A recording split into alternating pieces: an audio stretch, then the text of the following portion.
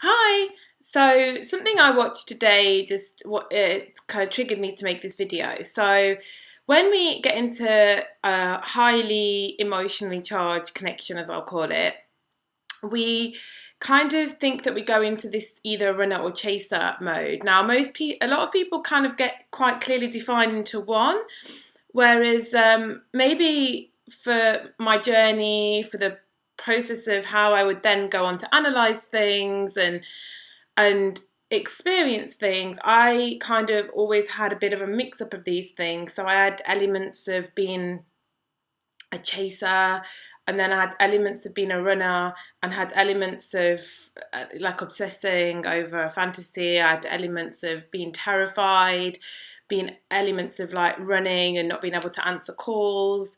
Um, I've experienced a twin flame type connection through more than one person, and I've just come at it from so many different angles and experienced so many different things that it's allowed me to really process it in maybe a way that somebody who had a more linear journey might not be able to. So yeah, I've had all kinds of scenarios throw themselves up in my face where but nearly every time they just do what my inner energy does. So we're kind of there saying, oh, they're a reflection, they're a part of us, they're showing us a part, they're doing the opposite, all of these things. But I kind of throw it out there that they're just all of us.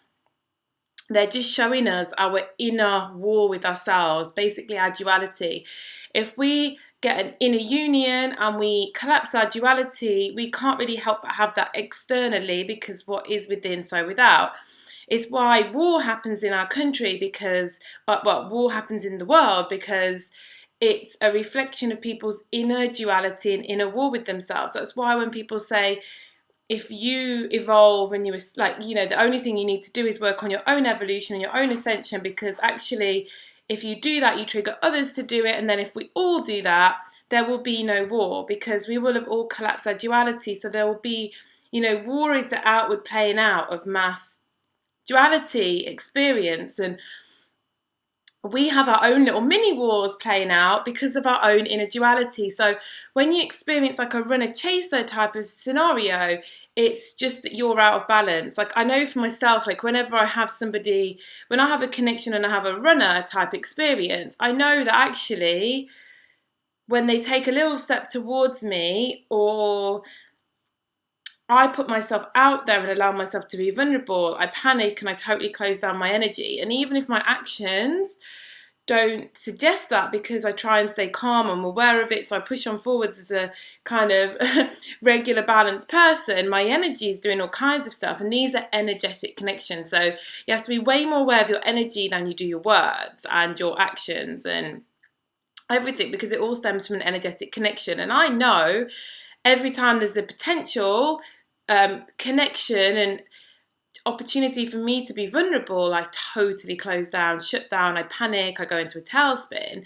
And then what happens is that externally shows itself in kind of this, craziness around me of like disappearing. And, it's my own inner war with myself showing up externally. So I don't believe that we're getting reflections. I believe we're just seeing ourselves, our internal energy. So whatever's showing up for you externally is what is going on for you internally.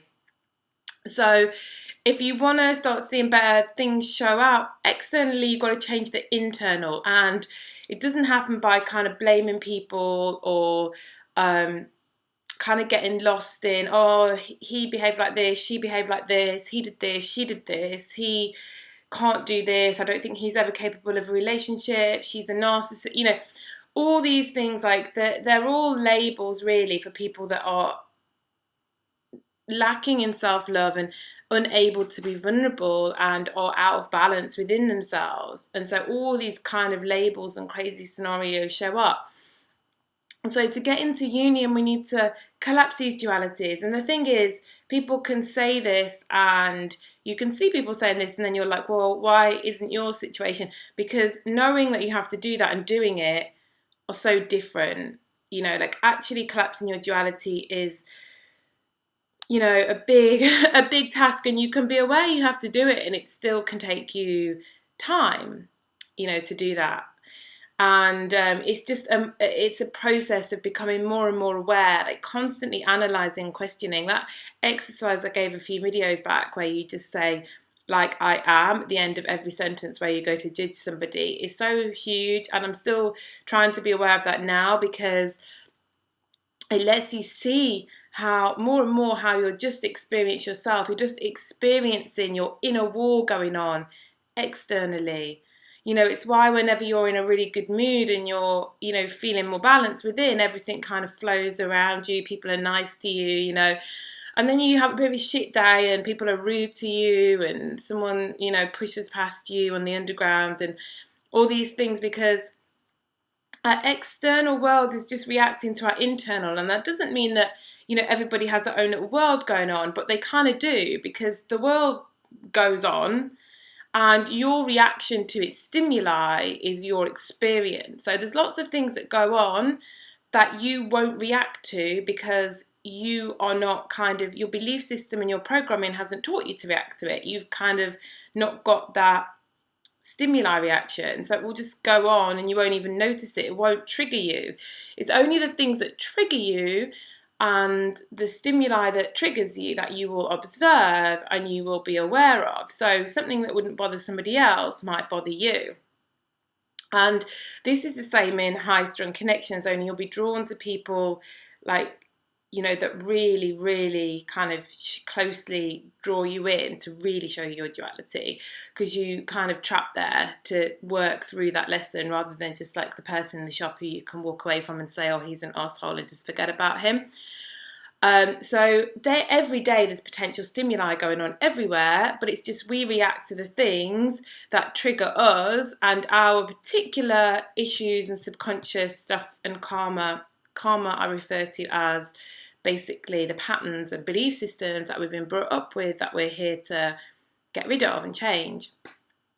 So that's my brief little runner chaser scenario. So if you want to see that situation come to an end, then it's balancing within, and keep on questioning how you're being shown your inner war, and be really conscious of your energy, because sometimes we're like, but I did this and I didn't message, and we get really, really lost in the physical when everything is on an energetic level. So we almost need to get rid of everything happening on the physical level and look at energetic level. So don't say, oh, but I messaged this. I know myself, I've sent messages to people where I've been really vulnerable, because I've been pushing myself through this barrier for a while now.